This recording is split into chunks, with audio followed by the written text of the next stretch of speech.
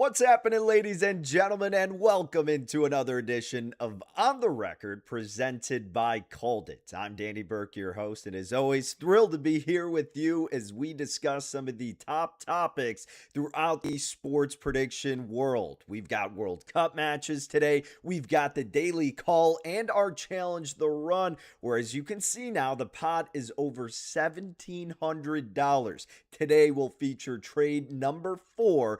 All of it will be put on the line in a match between Portugal and Croatia. What's the call? Well, we'll tell you momentarily when Cormac United and Stephanie Odie join me alongside, and we will go head-to-head across the panel to see if we all agree, if we disagree with the Daily Call, which of course you can make your voice known as well. All you got to do is head to www.calledit.media, enter your email, and that's all. And there you can voice your opinion, and you can get the full in-depth breakdown of the Daily Call. And again, let your thoughts be known and see how you stack up amongst the rest of the community. You can also check out our World Cup page where you get the updated probabilities for teams to advance, the futures markets, all of those cool, unique assets and tools that you can utilize in your favor. That is offered at CalledIt.media. So a big day ahead with plenty of World Cup to discuss. So not only that match will be a topic of conversation, but also the other show we talked about what has been our favorite parts of the World Cup. What's really stood out to us in a positive light, I suppose you could say.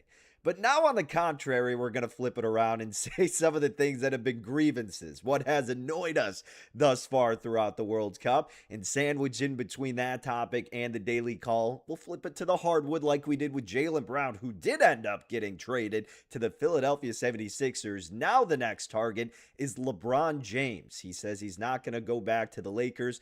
So where is he going to end up? We will get the panel's thoughts in just a few moments. But let's go ahead and bring him on to see how they are doing. Stephanie Odie, let's bring it to you at Steph Odie, where you can catch her on X. Steph, how you doing today?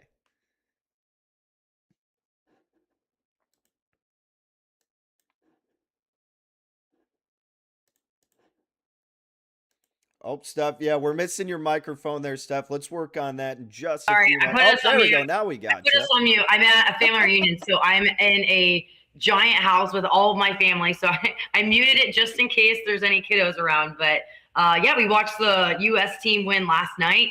My family actually kind of getting into soccer, so it's been fun. My favorite part about it was the whole Fox studio set. It looked like it was like big new kickoff college game day. So we still got the American football feel for soccer here. So it was fun. No doubt about it. Well, hey, glad we got them getting involved with it. Glad we got your audio. We need you here. I mean, you and Cormac are the dynamic duo going head to head. So let's go ahead and see how Cormac's feeling as well. At Cormac_United is where you can follow this man on TikTok and Instagram. Cormac, a big dub for USA last night. Unfortunate circumstances with the red card. So I'm sure you've got a mixed bag of emotions right now. Yeah, you know what? Great result for the U.S., and I think that we were comfortable through that whole match. I thought that was a great performance from the lads. They didn't go out there. They gave Bosnia the respect that they deserve on the pitch, and they didn't go out there and expect to have an easy win. But in doing so, I thought they performed really well. Look, do I need to say much about Balogun getting a red card? It's a joke. It's a disgrace, but it is what it is. It is what it is. There's nothing we can do about it now. Sadly, in the World Cup, you can't appeal that. Normally in club football, you would typically be able to appeal a card like that. But in these circumstances, you can't do that. So disappointed by that. But hey, we moved Belgium. We're coming for you next. We're coming for you next. Cormac, do you think if they were able to appeal it, that it would be a very easy decision to get that reversed or at least brought down to the yellow card instead? I think what would be most likely is like they're not going to like fully reverse the call because, I mean, obviously he already got sent off in the last match. But I think just reducing it to like only the one game makes sense to me. I mean, he's going to miss one game. And so instead of having him miss that game, like, okay, if you want to say it was valid for him to have to exit the rest of the Bosnia match, okay. I don't think it's an easy decision. So if you want to say, it's not an easy decision to overturn that, but if you look at the consistency of the refereeing, I think we've been incredibly hard done by that call, because you look at Messi against Algeria, where he basically karate kicked somebody, Eric Cantona style, into the back of his calf and nothing. But for Balogun, when he's tussling with a guy, he's not looking either. He's looking at the ball. They're side by side. He goes to get it. And yeah, it looks bad, but also you look at the contact, there is nothing about what he did was reckless. Nothing about what he did had any malice in it. So I don't see how that can be a red card. Sure, if you only look at the injury, it's bad, but we know referees should not be basing the cards that they give. They should not be refereeing based off the outcome. They should be refereeing based off the tackle. And in this case, there's no way, in my opinion, that that's deserving of a red card. I'm sorry. Yeah, was tough. Was a tough call for sure, but the USA held on. They prevail. Of course, going to be missing one of their top players in the next match, so we'll see how they can adjust when we get to that game next week. Will be a blast to pick your guys' brains about that as we get closer. But of course, we got a full slate ahead of us today, so let's go ahead and talk about some of that, because again, folks, the daily call, the one trade that the team at CalledIt puts out, that is the focal point here on the record, and also the focal point of our challenge, the run, where we look to take a $250 investment, flip it all the way to $1 million. So you can see at the corner of the screen here, the run totals at $1,761 US dollars. Currently, we are on trade number 4 today with a call between Portugal and Croatia. So the past couple of days, just to recap, the correct call was made with Norway and Ivory Coast over 2.5 goals in regulation, trading at 53%. Then yesterday, the team put it out. Now, I know we didn't have a show, but this is why we say to make sure to subscribe in case we're not on air. The call is still being put out, and you can get notified for that. So yesterday, it was both teams to score between Senegal and Belgium. A ridiculous match where somehow Belgium came out on top, as did the trade. So now the pot sits near 1,800, and now the focal point will be on today's match between Portugal and Croatia. The daily call is going to be made on Portugal to win in regulation. As you can see currently on CalSheet, it's trading at 56%. American odds at minus 143. Now, the crew at CalledIt gave it out, the trade, in the email at 55%. They believe the true chances on Portugal to win in regulation are at 58%. So some value to be had in this market, according to the team at CalledIt. That's where the entire pot of almost $1,800 will be put, is on Portugal to win in regulation. Cormac, let's throw it to you. When you see this as the daily call, you see the price they got and where it's currently at, what comes to your mind? I think that this is in the hands of Portugal. It's not about if Portugal can lose, it's about if Portugal can win, if that makes sense. I think today you'll see a lot about, even just in the starting 11, about the way that Portugal intend to come at this game. And I think if they choose to come at this game and they're going to play pragmatic, they're going to play defensive football, I think that they're going to lose. I think they will lose. If they play to their strengths, which I believe is in their attack, is in their midfield, overpowering Croatia, that right there is how they will find success in today's match. And I think the biggest indicator of all is if Bernardo Silva is in the starting 11. If Bernardo Silva is in the starting 11, Croatia, congratulations, you've advanced. Because I just think when you look at their front line, Ronaldo, aging Ronaldo through the middle, probably Pedro Neto off the left. If Bernardo Silva is on the right, and he hasn't been on the right, credit to them for the last 2 games. If Bernardo Silva is on the right, it's just such a backwards decision, because you've got a midfielder playing on the wing, so he's not going to offer you anything in behind, which means your only threat in behind realistically, or your biggest threat in behind, is Pedro Neto. What does Bernardo Silva offer more than, like, he'll facilitate the ball, but does he actually play attacking? Is he going to get you a goal? I'm not convinced of that. I like what they've been doing, Joao Felix and having Neto. Those two both are a little bit different. I think, honestly, I thought Joao Felix has been really good, even though there's questions about we all know he's got the talent. Can he actually make that come to fruition? I think so far he's been solid. Ronaldo through the middle, but I'll say the biggest thing, Neves, Vitinha, Bruno, playing against Kovacic and Modric in the Big 26. Kovacic and Modric in the Big 26 is not a great look. Aging legs, and I'm just not convinced of them. I know they are still top players. Of course, you don't lose the talent, but I just think with the physicality that Vitinha, Neves, and Bruno will have, I think they will run through that midfield. And I think especially my message to Joao Neves and Vitinha, when you get the ball, enough of this keeping the possession back and forth. No. We don't want side passes. We don't want back passes. We pass to Bruno and we let him cook. Notice that Portugal, when they do their best work, it's when they get the ball to Bruno. Bruno Fernandes is so important to making chances, especially when you have a Ronaldo who's maybe not at the peak of his powers. You might need to give him an extra chance or two that you wouldn't have had to previously. So get it to Bruno. He's the playmaker in this team. Vitinha, Neves, love you guys. Get it to Bruno. Then Portugal will win. That's my verdict. Get the ball to Bruno, you win the match. Steph, what do we think about this match? We know Cormac likes his Portugal squad. I say his squad because he's a big Ronaldo guy. So we do have to hear from the other side of this panel, though. Do you agree with the call in Cormac, or do you think Croatia may be a bit more feisty than we're leading them on to believe they could be? You know what? Me and Cormac are starting to agree on a lot more things these days. I see everything just going in favor of Portugal. Historically, both of these teams have scored in 6 of their last 7 matchups, but Croatia, they cannot clean a sheet. 0% clean sheet rate against Portugal. And it's mainly looking at Croatia's defense. They have only one they've only had 1 clean sheet in their last 9 matches.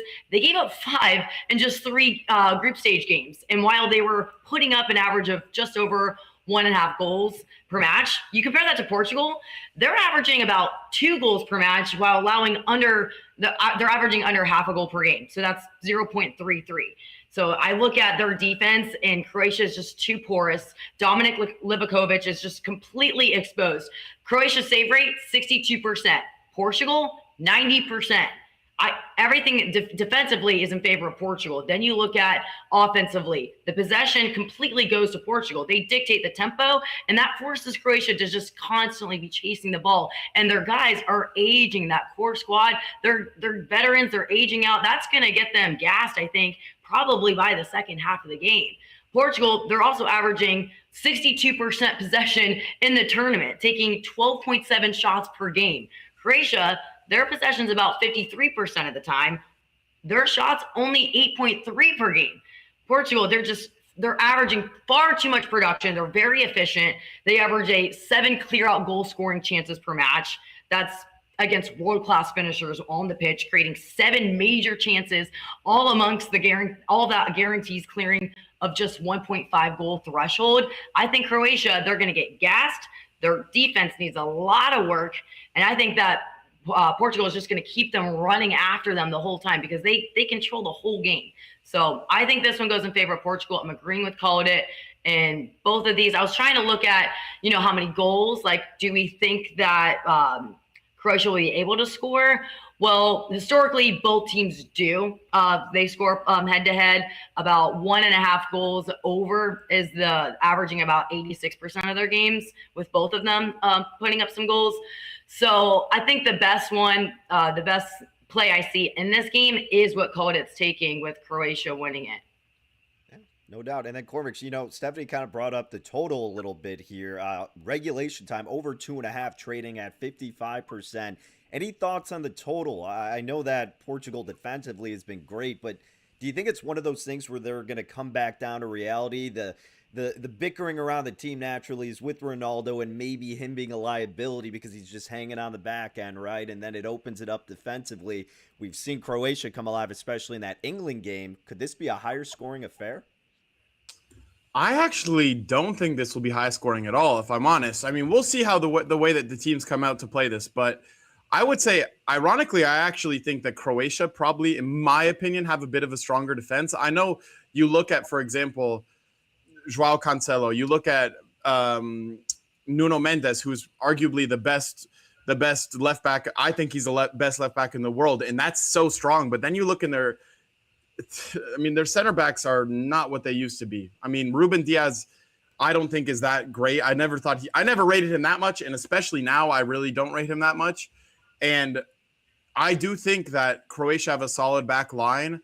And I think that Croatia have done really well in a lot of these previous tournaments, of course, getting to the World Cup final in 2018. I mean, that's incredible to believe. And they still have a lot of those key components in this side. And they've added some new players as well. I just think that Croatia will play very pragmatic. They will play incredibly pragmatic. They're not going to go out there and dominate possession. They are a team that are going to try and hit you while you're sleeping, and I think they'll play defensively. And so I think that that's actually going to be tough for Portugal too, because you're right. Portugal, I think, will dominate possession because you have Neves, because you have Vitinha.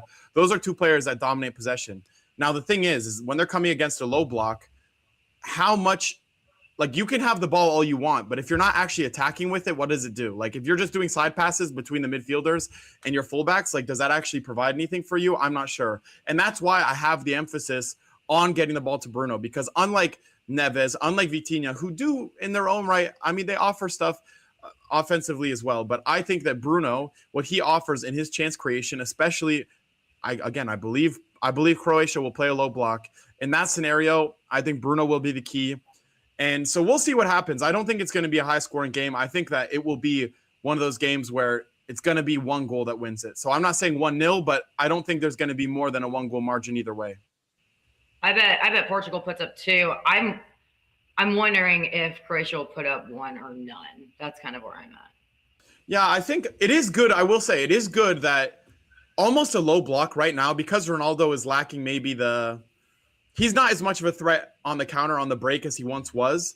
And so playing in a game like this where he can be more of a poacher, he can be a finisher in the box, I do actually think somewhat suits his game. And to be fair, maybe I said this about Bernardo Silva, and now maybe I need to eat my words, because I do think actually against the low block, Bernardo Silva is probably good. You know, he doesn't threaten in behind, but when the other team is playing really defensive and you need to break down a back line, like, I do think he's really good in between the lines. So I can see where Bernardo Silva has a place in that way, but maybe you don't start him and then you see how the game goes. And if you need to bring him on to try and change the game, I think that's important. But again, this is always my memo. And I know it didn't work for Senegal yesterday. Score first. Score first. If Portugal are naive enough to allow the chance for Croatia to score first, I think if Croatia score first, they're through. Like, they're through. They will be able to hold down that back line, play 10 players in the box, and they'll park that bus like you've never seen before. They'll win. Portugal cannot let Croatia score first. That is like, there's no way. They're fine either way. I just think it gives them I think if they score first, they're winning the game. Because if the Croatia has to play from behind, I think they're going to get gassed. They don't have much depth at all. I know what you're saying, but you have to think about Croatia. Like, this sounds like stupid, but like, they don't need the names, if that makes sense. Like, sure, they have Modric, they have Kovacic, but like, they're just a team that like always overperforms. Like, they're so good tactically, they're so like well ironed. They know exactly, like, their game plan is so clear. They're not a team that relies on like individual brilliance, if that makes sense. They are a team that has such a regimented game plan that in these matches, like, it's almost like, yeah, you're replacing one guy for another guy, but it doesn't matter because they know every single player on that pitch knows exactly what they're doing. And so I don't look at them and think, oh yeah, like, I don't know who this guy is, or this guy's doesn't have as much club football repertoire, but it doesn't really matter when it comes to knockout football and when teams are playing defensive football. Like, that's when upsets happen. Fair enough. All right. Well, great discourse all around regarding the daily call, which Cormac and Steph are on the same side as a team at Called It, with Portugal to win in regulation. 55% is what they traded it at. Currently, it's trading at 57%. But their conviction is at 58%, so still a little bit of an edge if you want to get involved, which is what I'll be doing because I'm joining the party here. Why not? Come on now. We're on trade number 4. The pot of almost $1,800 is getting put on Portugal to win in regulation, so we might as well all be going in on this together. Come on now, Ronaldo. Come on now, Portugal. Let's get after it. Let's get ourselves to trade number 5. But hey, guys, let's move on from soccer and talk some basketball, because speaking of 40-year-old players who still think they're at the prime of their career, let's talk about LeBron James and where his next team is going to be, because this is a market that you can trade on. And I just want to pull up some of the quotes that have been dished out. Shams reporting this, that LeBron will continue his NBA career for the next season, but he has informed the Los Angeles Lakers that the franchise can move on without him because he's going to play elsewhere. Also, reports are saying that He's willing to accept a minimum contract to play for a contender, doesn't intend to make a financially driven decision, nor should he at this point. He's got plenty of cash. There's no question about it. So he's trying to just continue solidifying his legacy and get another ring on his finger. And if he can do that, which team is it going to be with? His former squad, the Cleveland Cavaliers, who are trading at 38% or plus 152 American odds.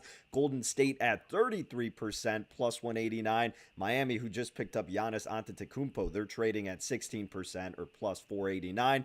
Philly just got Jaylen Brown. They're at 6%. The T-Wolves 4%. Denver, and on and on and on. Steph, let's kick it to you first.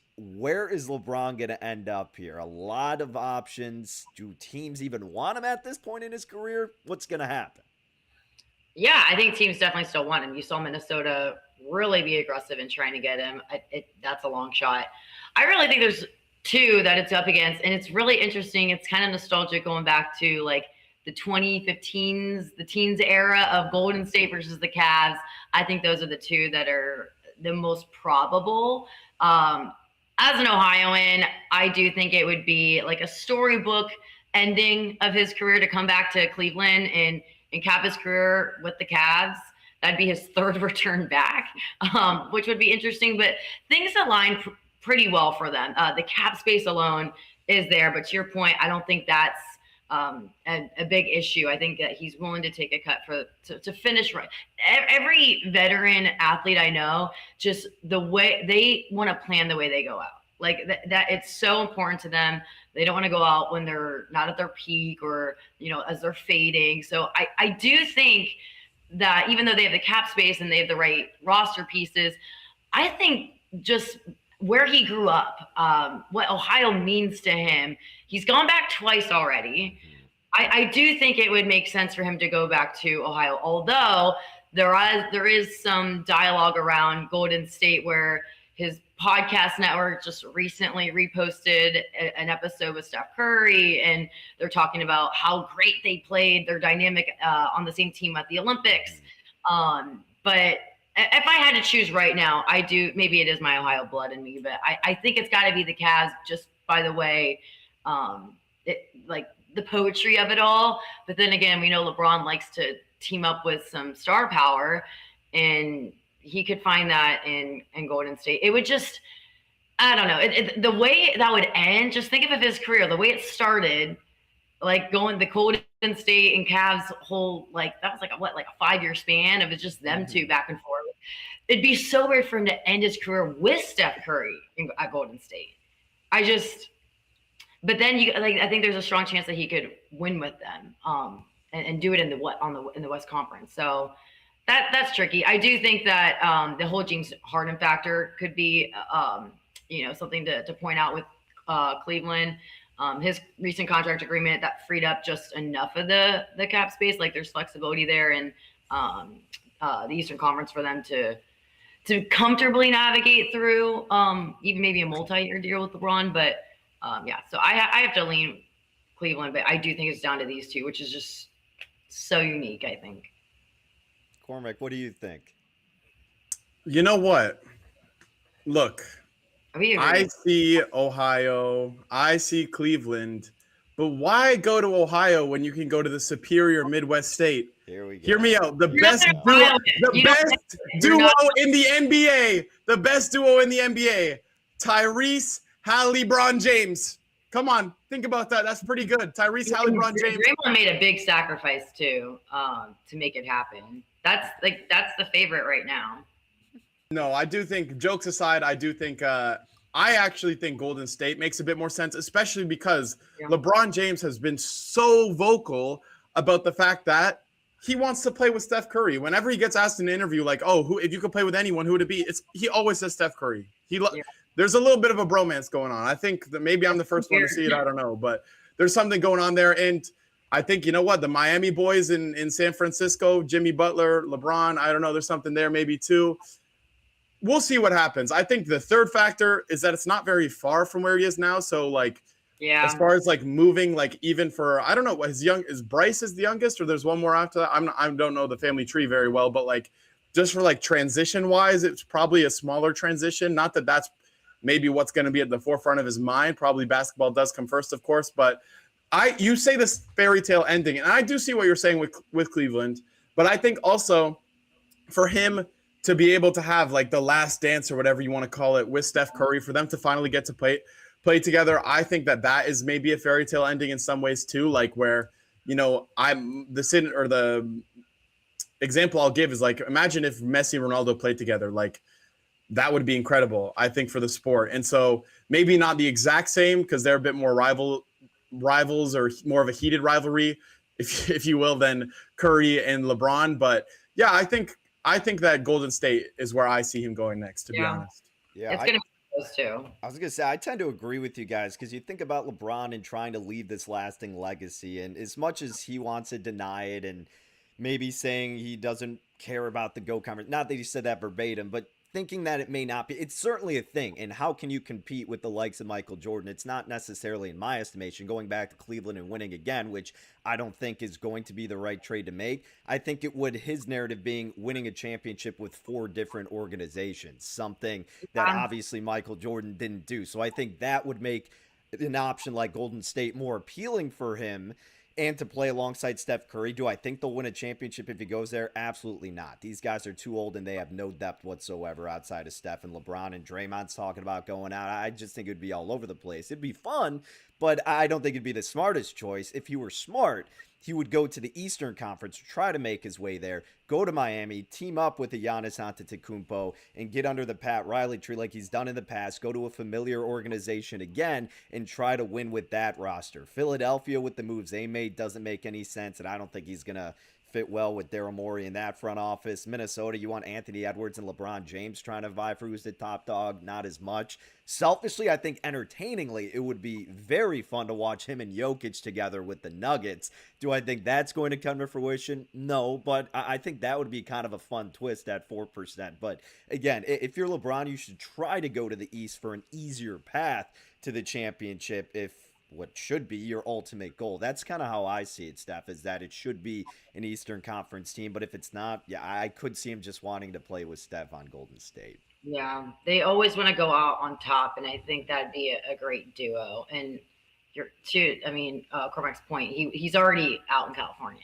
I do think that's an easier transition. But how would you guys want to end your career? Would you rather, like he was enemies with Golden State, you know what I mean? Like now him and Steph are bros and everything. But would you want to go out with a team that was like the biggest rival of like your entire existence before the NBA and even the start of it? Or would you rather just go out with an aging star squad? Cormac? Yeah, I think LeBron right now, like you talk about, I'll be honest, I don't think Michael Jordan's going to be in the back of his head at all. Danny had mentioned that, and I don't know why he would be looking down on Jordan and thinking about who he's already surpassed. Athletes are always thinking of who they can, like, beating legends.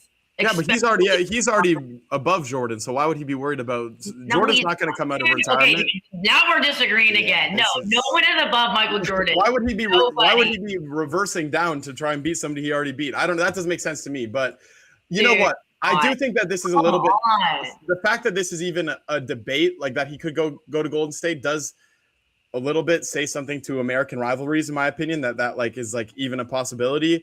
But I do think that, you know what, I think him going back to Cleveland, he's already done it. He's already gone back to Cleveland and won there. Like he's going to recreate the storyline once again. To me, that doesn't make as much sense as doing the final piece, the final part, which would be playing with Steph Curry. That makes more sense to me. So I think legacy-wise, linking up with him, and if they are able to at least, obviously winning a ring would be pretty incredible. I don't think that will happen. But if they're able to play some good basketball together, I think that would be a good objective. It's easier through the East. And would you rather win with another superstar that you competed against your whole career, or would you rather finish it? He's already turned his back on Ohio a few times. Right. And so for him to through the East, it's far more doable. And if he could bring it back to his hometown to finish it for like his whole career with them, that would be. So would you rather finish it on because you have an easier path? Would you rather win it with your hometown team or win it with your superstar buddy? Yeah, I think that this is the real question there is like, do we think they're going to win it? That's my thing is like, yeah, if you're going to guarantee them a ring, then maybe that's different. Go back to Cleveland. I think that's a little different. But if they're not going to win it, it's going to be like fun. Like I almost feel like, yeah, I think I agree with you. Like fun. I think that it's more of like almost like you're not. I know it sounds a little bit backwards, but like I feel like almost it's you're trying too hard if you go back to Cleveland to win. Like you have to also realize, like, not that I don't think their squad has the most realistic ability to get him, and they have an easier path through the East. Yeah, but I don't think either team is going to win. I don't think either team will win. So, like, my thing is this is like, if you go back to Cleveland, fighting chance. Yeah, but my thing is this again is like, if he goes back to Cleveland, the objective is so obvious: win another chip. If he goes to Golden State, I almost think it relieves pressure because that won't be the objective. I mean, it is of course the ultimate objective always, but I don't. The expectation, like, always going for. He's going for legacy. That's solely what this decision is. It's not about money. It's solely legacy. Exactly. And so I don't think his legacy, like, I don't think he's going to win either way. And so if you're not going to win, I think it's better to go to Golden State and add that to his career instead of going back. Like, I feel like not that it's like regressing, but like we're doing the same thing that's already happened. That's not a new storyline to add to his career. When you talk about legacy, him being able to link up with Steph Curry and hopefully play some beautiful basketball together, that's something new. Experience, you know? Yeah, the Olympics is one thing, but doing it for you know, in the NBA is different. It's different. Yeah. What do you think? Well, either way, as I pull up the trading probabilities here again, if you do think it's Cleveland, 38%, Golden State, 33%, you guys both make very valid points. Again, I think the smarter decision, of course, to getting the ring is to find a way in the Eastern Conference. For my team, not that, I mean, my team is the Chicago Bulls is completely irrelevant, but I personally wouldn't want LeBron James in my team regardless of who I am, because even though he can be efficient, he just ends up causing more distractions. And then Rich Paul, you know, runs his mouth about things here and there, which he's doing right now and getting back in the limelight about it. It's like, it's always the LeBron show. And at this stage of his career, while he's still solid, it's not something that's a necessity. And it's not a guy that's going to put any of these teams over the hump to winning a championship necessarily. I do get what you're saying, Cormac. That's kind of an interesting point. Like, yes, the goal is always to win. And I do think, like, Cleveland would be the better chance. Golden State, you're not really expecting, especially out of the West, of a gauntlet with the Spurs, with the Thunder. You're not going to win it with Golden State. So maybe he said it the best. Like, he's like, I don't need to do any more. You know, I've solidified my legacy to a certain degree. So maybe for him, it's just like, I want the experience of playing with Steph Curry. Like you said, take a little bit of the pressure off, alleviate himself a bit, and just set up Steph, kind of like he was doing with Luka a bit, but Luka obviously got injured. And they had a good look with the Lakers to no avail, though. And then maybe now it's just, hey, let's have fun. If we do great, we do great. Who knows? But again, Steph, you're right at the same time. It's like, that's not really how these athletes approach it. Can we think of any athlete, like, analogy of, like, the big guy, any athlete, they think of how they go out so much. Mm-hmm. So can we think of anybody that chose to go the fun route just for the experience, or the one that is realistic? Like, no one wants to go to Cleveland. I think Minnesota's out because of the location partially and roster and cap space and all that. But Cleveland means something to him. That's where he built his entire future. Like, that's where he was discovered as a teenager. I mean, guys, I'm from Ohio. I'm from 2 hours away from him. I knew of him when I was a little girl. Like, he was a superstar at, like, I don't even know, a teenager.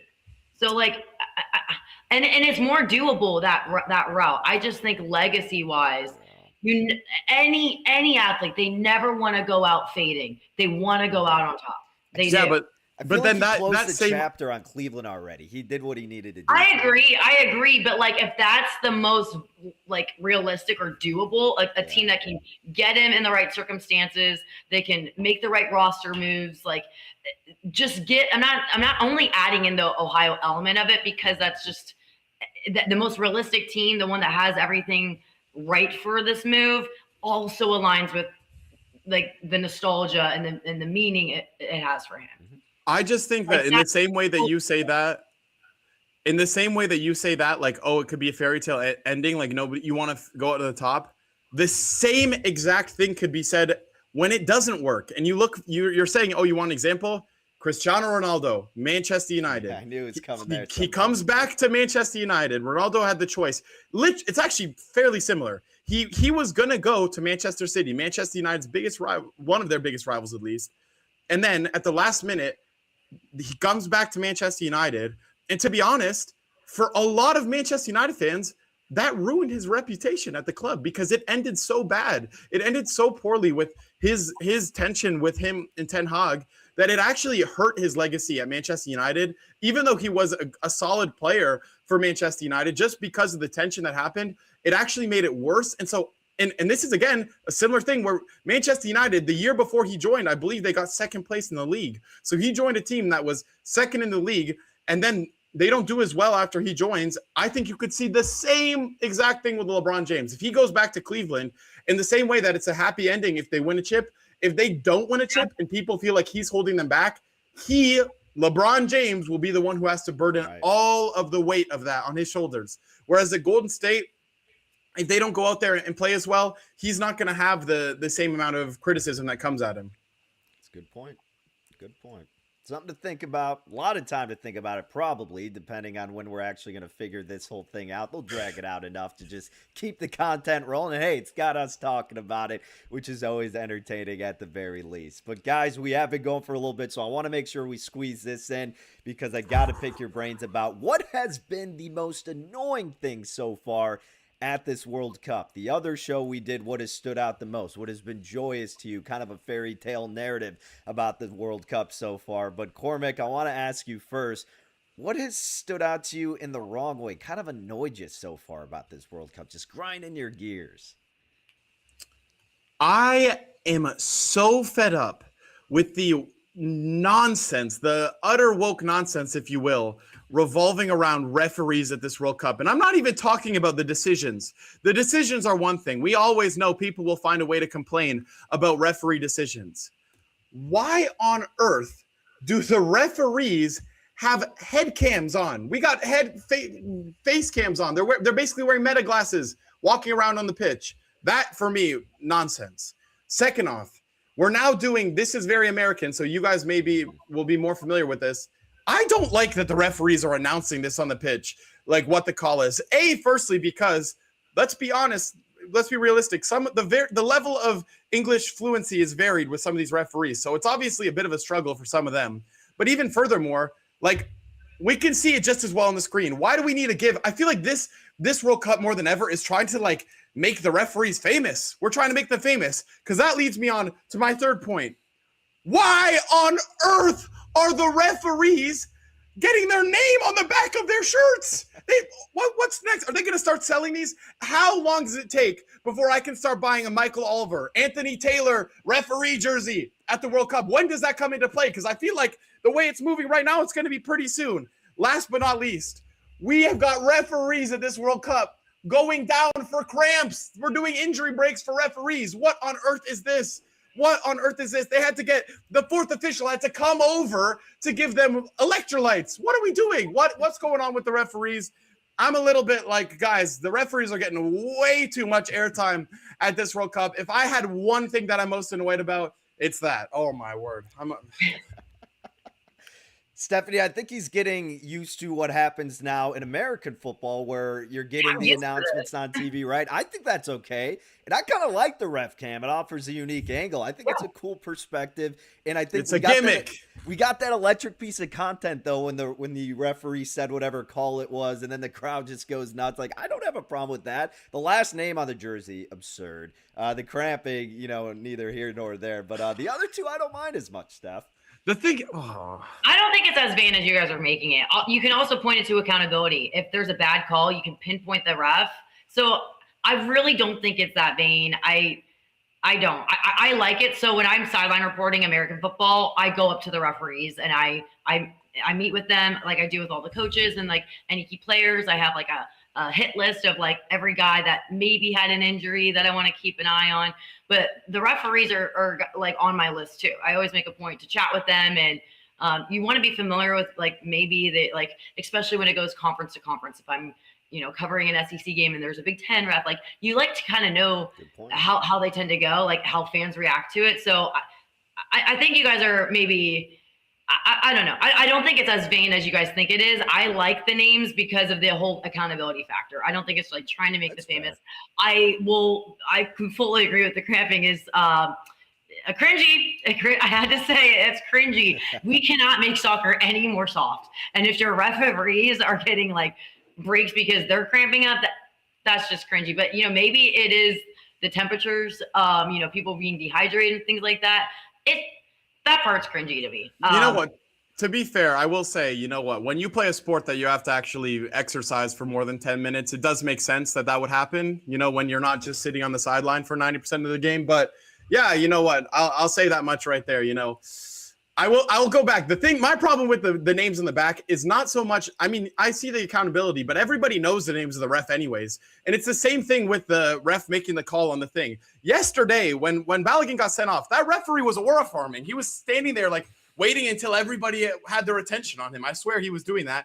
And even furthermore, my problem is that, right, we know their name anyways. Why do we need to put it on the... What makes you say that? Like, even if there's a lower third on the broadcast, like there's lots of people there in game. I even in person accountability. I don't think it's as vain as we're making it out to be. I do think it's just operational. It just, to me, that's like commercial. Like, it's like, why, like, you shouldn't be a referee for the fame, for the attention that it gets you. And I feel like already a lot of times I feel like referees make calls occasionally where like they maybe if it's a 50-50, they're going to make the big call because they want to be able to have that big moment, be able to deliver the news. And that's the same thing why I don't want them to be making the call with the microphone, because you say, like, Danny, you talk about the crowd roar, but that crowd roar exists either way. It's just on a screen versus the actual referee saying it. I don't think you need... What calls do you think? I mean, some calls are controversial all the time, but I think it's weird. It's hard for me to imagine like they're just trying to get screen time. Here's most of them want to not be known because usually it's for negative reasons. Yeah, some do embrace the limelight, but I think 95% do not want anyone knowing who they are. I mean, there's repercussions and things like that. So I mean, even better. Then if they don't want to do it, then even better. Like, again, I also think, look, you think from like a practical sense, what's more effective? Having it on the big screen so everybody can see it and you can read it clear as day, or trying to force these referees who, again, as I said, some of them honestly are maybe not that, like, obviously English is not their first language, so they're not even like portraying it that well always. It's not a more effective way to put that information out there. So I don't know why we're going out of our way to do it. It's like, for the TV broadcast purposes, not for the stadium as much, But in the TV, they can do the same, and you still get the same message. If the referee is saying, the decision is penalty for Paraguay, that versus them going VAR, point to the spot, they mean the same thing. But one of them... I haven't seen a single storyline about a singular referee. Like on my algorithm or like my newsletters or my news feed, like I don't see them dominating any storyline. To tell you, maybe last night. Not since last night. last night's up there, but that like he... As like an annoyance of the game, is it like the recency effect? Like I don't think it's like a trend. I think last night obviously was a big one, but that's just sports. That's like there's controversial calls. So that, like, do you think that was airtime like that they were seeking, or was it just? I mean, I'm not saying that it's actually necessarily that. I'm playing into it a little bit, but like for example, you look at the first game. The referee in the very first game of the whole World Cup, Mexico versus South Africa, when he goes on there to say the red card thing. This guy's getting clowned to this day. People made so much fun of him. And so again, like, I just don't understand why that, like, to me, here's my thing. Look, I'm not one. Some people hate things being Americanized, and I don't necessarily disagree or agree. Like, I'm not going to say that it's bad just because it's American. But for me, this is like totally an American sensation. And I just don't understand, like, how does it improve the game? We should be adding this because in some way it improves the game. And it's clear to me that it doesn't improve the game when the referees are struggling to even say what they're trying to say. Like it's probably a network broadcast. So a lot of operations of the game are dictated by the network, the network that bought the rights to the broadcast. Right.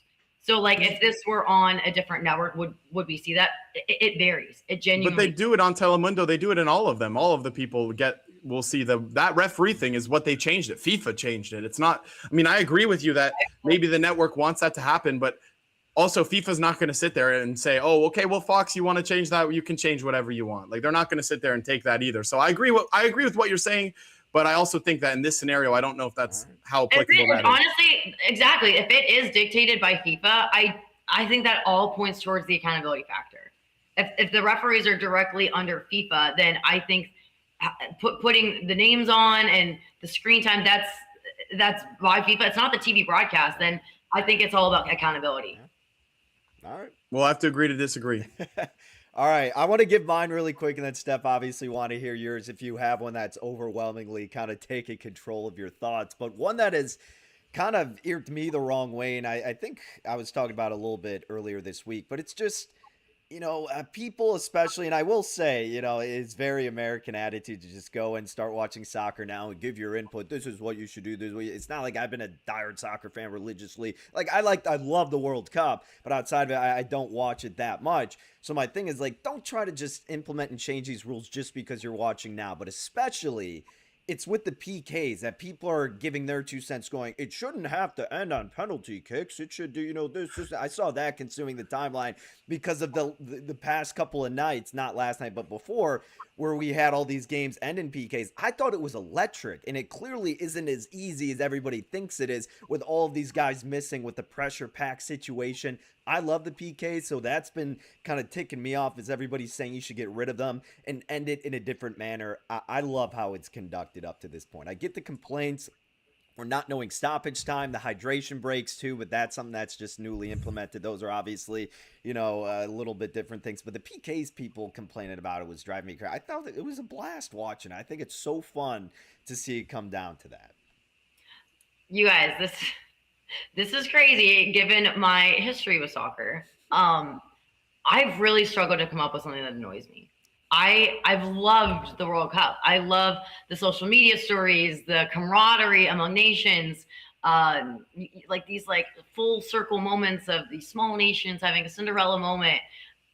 I've been loving it. When it comes to the operational gameplay, I mean, I've been trying to see. I've been proactively been trying to get more into the game itself of soccer, but the reporter in me comes through where it's all about the storylines and that's the thing that kind of has just been really putting me on cloud nine with the World Cup. If I have an annoyance, it's probably being an American and continuously having the American football versus football debate.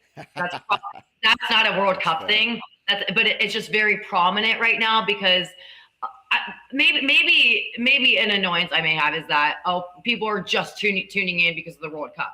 Well, it's like, well, yeah, obviously, like, are you mad that we're engaging in your sport? Things will go back to normal the second it leaves, but I think that might be my only annoyance, or the softness sometimes that we see out there. That can be that I have to give a cringe every single show. That's my prop. That's probably my cringe. That's fair. Yeah, I must say, I think that the softness. Look, you know what? If every player had Iron Man suits on, yeah, sure, it would be one thing to maybe be a bit more. But if you have to protect yourself by not allowing contact, that's okay. I would say, furthermore, though, I do agree with you to some extent. Like, this bugs me so much with European football fans is that they will come at Americans and say, "Oh, the MLS is garbage." They'll come at you and say, "Oh, nobody cares about the sport," all this stuff. But then when people start doing the thing that you are so-called criticizing us for, then you're going to turn on them? Like, what are you doing? What are you doing? Sorry, fueling your world. Like, I mean, do you not want our consumerism? Well, exactly. You can't make fun of Americans for not liking the sport. You know what I mean? So yeah, I can't complain. I think it's awesome that the U.S. is doing well. Like, that's crazy.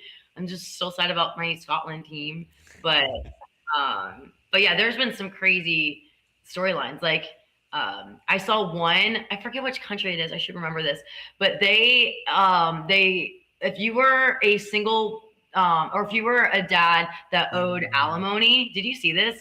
They didn't prevent them from going to America or whatever country for their World Cup games, but they made it illegal for them to, they can buy their ticket, but they made it illegal for them to enter the stadium if they didn't pay their child support. right? Like I'm trying to think of which country that was, but I was like, that's a crazy storyline. Um, I love following this, or the team that lost and then they're like, you're flying commercial. Screw that. Oh yeah, That Uruguay. soccer was not soft. Soccer was not soft. They win. They win. That one. Well done. Well done. I will say, Flying economy class. Cormac, any parting thoughts after hearing that? this is going way back, but to back to what you were saying about penalties, because I remember it now. I think the one reason that people will say, oh, like, why is it penalties? And yeah, penalties are harsh. Like, it's definitely like, oh, it's a hard way to lose. It's a hard way to lose. But as we were saying, like, you cannot, with the amount that you have to run the soccer game, like, if they go any longer, like, it is genuinely a serious concern, like, injuries. Like, there's no guarantee. Like, I understand in basketball, like, the margins are way smaller. Like, in basketball, it's 1 point, one free throw can decide the game. Whereas in soccer, hydration breaks. I mean, especially in these heats that they're extremely unfamiliar with. Like, yeah, like medically necessary and needed. I agree. It's just, it wouldn't be possible to continue on longer than what they're already doing. So point. Yeah, good stuff. As always, Cormac, who you can follow on TikTok and Instagram at Cormac_United, Stephanie Odie at Steph Odie on X.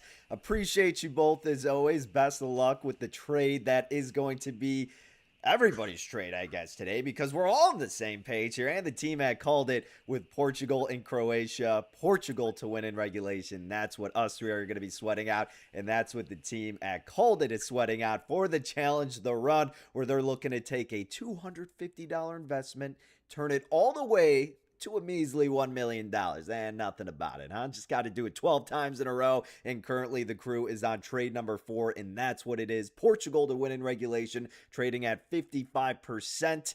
That was the call that was made, and you can tell us whether you agree or disagree. All you got to do is enter your email at www.calledit.media and let your voices be heard, and put your opinion down on the record and see how you stack up amongst everybody else. But that's going to wrap it up for another edition of the program. Tomorrow, Steph will be back in the chair. And then we also got Dane Martinez coming back, and we will talk plenty more World Cup. Until then, best of luck with all your trades, folks. Thank you for tuning in, and we will see you tomorrow on the record.